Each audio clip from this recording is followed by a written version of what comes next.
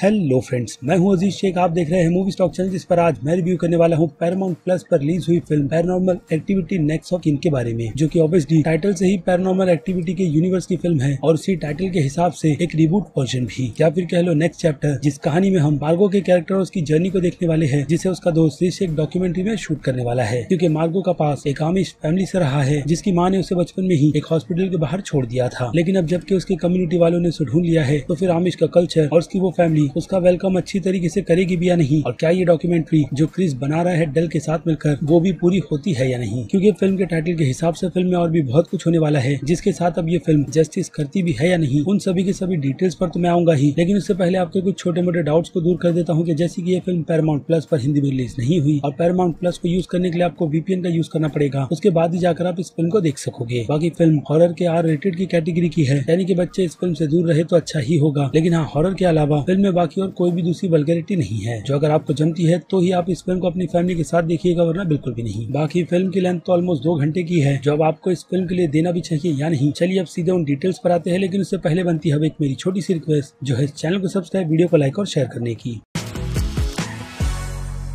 So friends, तो सबसे पहली बात कि मैं इस फिल्म को देखने के लिए इतना ज्यादा एक्साइटेड क्यों था, वेल तो उसका एकमात्र रीजन फिल्म के डायरेक्टर विलियम इबुंग है, जिन्होंने इसके पहले अपने करियर की एक काफी अच्छी और नोन फिल्म अंडर वाटर बनाई थी। और उस फिल्म के बाद मैं उनका अगला काम देखना चाहता था, बट सॉरी टू से कि उन्हें जो प्रोजेक्ट दिया गया वो एक ऐसी लंबी चल रही सीरीज है, जिसके शुरुआत के 1-2 पार्ट हमें ठीक लगे थे, बट बाकी की आई हुई कंटिन्यूएशन बिल्कुल भी नहीं। जिस कहानी में अगर मैं सिंपली कहूँ तो घिसी पिटी स्टोरी को लंबा खींचा जा रहा था, और ये बात खुद स्टूडियो को भी पता थी, इसलिए उस चैप्टर को फिलहाल तो रोककर एक नए ही चैप्टर को शुरू कर दिया गया है। यानी कि इस सीरीज की 7वीं फिल्म, जो टाइटल के हिसाब से बिल्कुल भी जस्टिफाई नहीं कर रही, क्योंकि इस फिल्म में पैरानॉर्मल एक्टिविटी के नाम पर रिकॉर्ड करने जैसी ज्यादा सिचुएशन नहीं है। बस कैरेक्टर के हाथ में कैमरा दे दिया गया है और वो लोग ऐसी जगह पर जा रहे हैं जहाँ कोई भी जाना नहीं चाहेगा, लेकिन फिर भी फिल्म बनानी है तो ऐसे स्टूपिड डिसीजन उन कैरेक्टर्स को लेने के लिए दिए गए हैं। और जिस एंड पर ये फिल्म आकर खत्म होती है, वो कहानी भी हमारे सामने कुछ भी नया प्रेजेंट करने में कामयाब नहीं होती। यानी कि ऐसी स्टोरी हमने हॉलीवुड की कई सारी हॉरर मूवीज में देख रखी है, लेकिन अगर मैं आपको उसका भी एग्जाम्पल दूं तो I think the last exorcism की स्टोरी इस कहानी के एंड से काफी ज्यादा कनेक्ट होती है। बाकी अगर आपने फिल्म देख रखी है तो आपको पता होगा कि उस फिल्म की कहानी का एंड क्या था, और उसी एंड पर ये फिल्म भी चलते हुए बस अपनी नॉर्मल एंडिंग पर ही आती है और सिंपली खत्म हो जाती है, जिसे देखकर अगेन मैं कहूंगा सिवाय डिसअपॉइंटमेंट के आपको कुछ भी नहीं मिलती। तो अगर आपको फिल्म की कहानी और एंडिंग के बारे में बहुत कुछ जानना है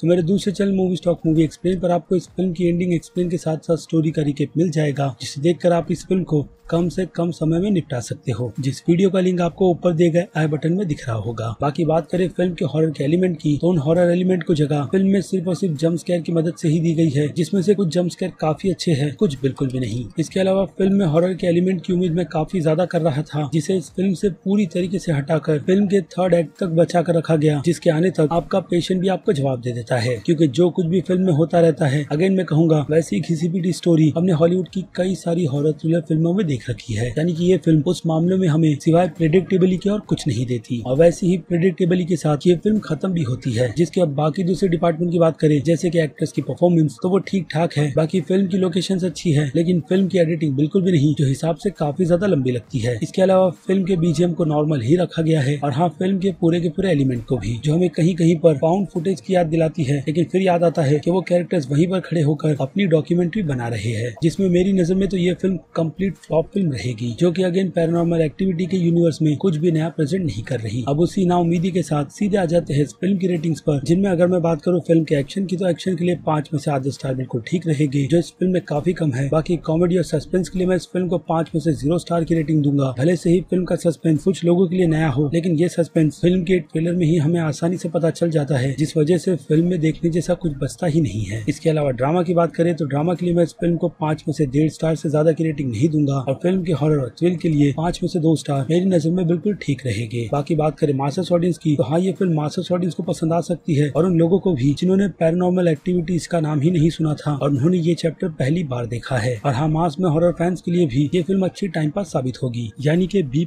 की कैटेगरी की। और बात करें क्रिटिक्स की, तो क्रिटिक्स ने इस फिल्म को बहुत ही बुरे स्कोर दिए हैं, जिसके हिसाब से ये फिल्म क्रिटिक्स की नजरों में D की कैटेगरी की है, और मैं भी इस फिल्म को उसी डिसअपॉइंटमेंट के साथ D की कैटेगरी में रखूंगा। यानी कि पूरी तरीके से टाइम वेस्ट, खास करके उन्हीं लोगों के लिए जिन्होंने पैरानॉर्मल एक्टिविटीज की सीरीज में बार बार एक ही चीज होती हुई देखी है। लेकिन फिलहाल तो ये मेरा पर्सनल ओपिनियन है। पैरानॉर्मल एक्टिविटीज की सीरीज के इस नेक्स्ट चैप्टर की फिल्म को लेकर जिस बारे में अब आपकी क्या राय है उसे लेकर मुझे कमेंट करके जरूर बताइएगा, क्योंकि अब वक्त है वीडियो को यहीं पर खत्म करने का। मैं हूँ अजीज शेख, आप देख रहे थे मूवी स्टॉक चैनल, जिसे अगर आपने अभी तक सब्सक्राइब नहीं किया है तो सब्सक्राइब कर लीजिए और बगल में बने हुए इस बेल आइकन के साथ साथ नोटिफिकेशन को भी ऑल पर क्लिक कर दीजिएगा। बाकी मैं मिलूंगा जल्दी आपसे दूसरी किसी वीडियो में किसी और फिल्म या फिर किसी और सीरीज के टॉपिक पर बात करते हुए। तब तक के लिए अपने चैनल के बाकी दूसरे वीडियोस को भी एंजॉय कीजिए। Till then bye.